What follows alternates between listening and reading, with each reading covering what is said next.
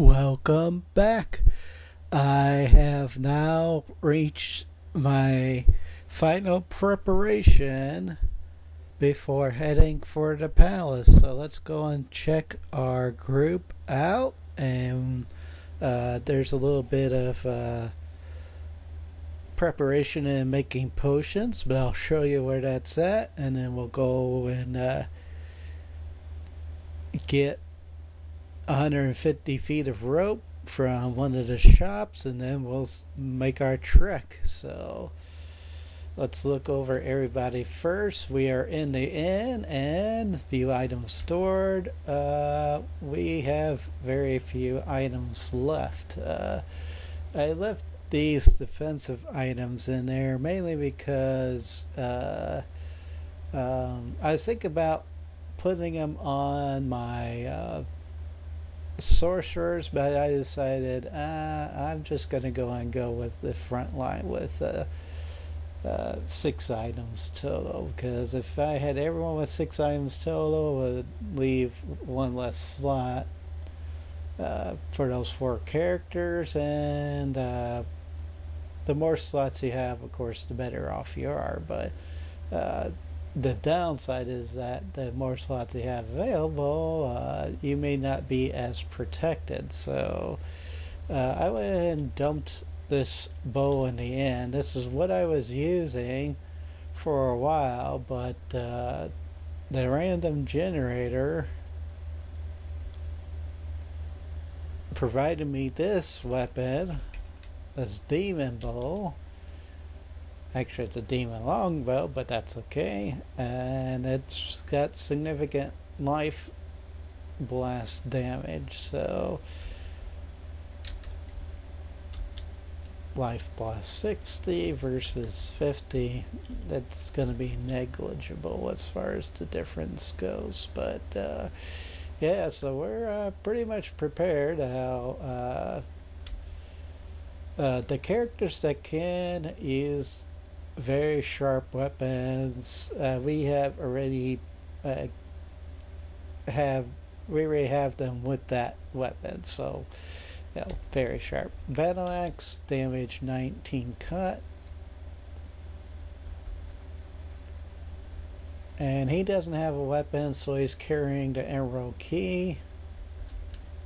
I was weighing the advantage and disadvantage of using, there's the sharp maul in the end, but the problem is that if we unready the wizard's vial, we lose the benefits of it for an entire fight. And unfortunately, the big fight with Tarmon, I know that they're going to throw a lot of magic at me, probably try and blow me away with like 1,000,000 fireballs or something like that. But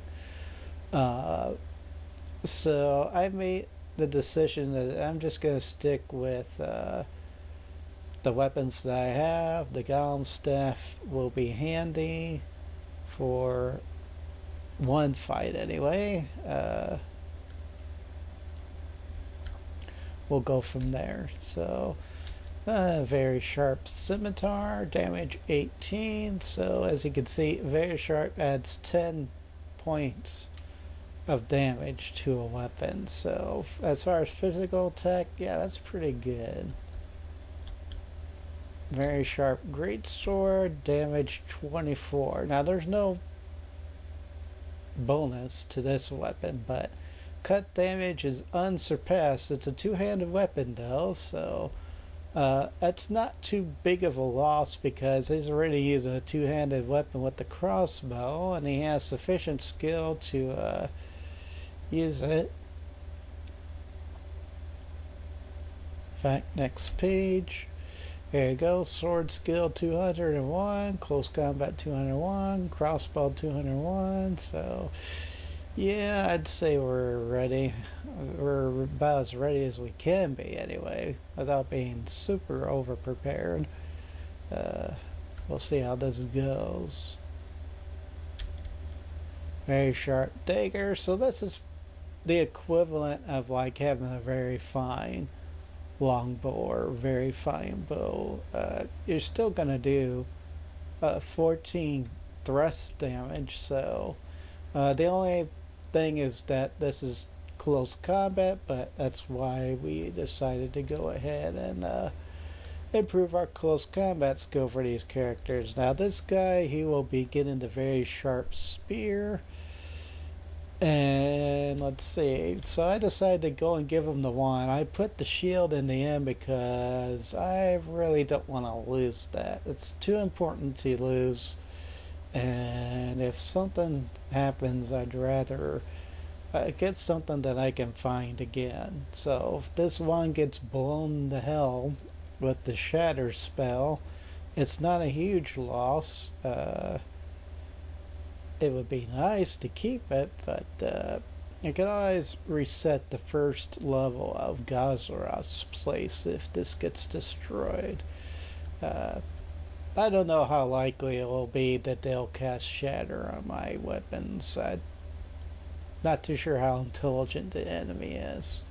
I've seen it happen a couple times in tactical combat, but and he's got the alchemy items, so obviously we're going to be stopping by at the end and dropping these off because we got to free up some space.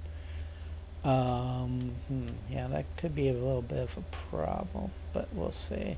I'm not too sure. I know you can create regeneration potions, but I'm not too sure if we can create anything offensive or not. I'll find out in a hurry. So because the alchemy shop is north of this this town,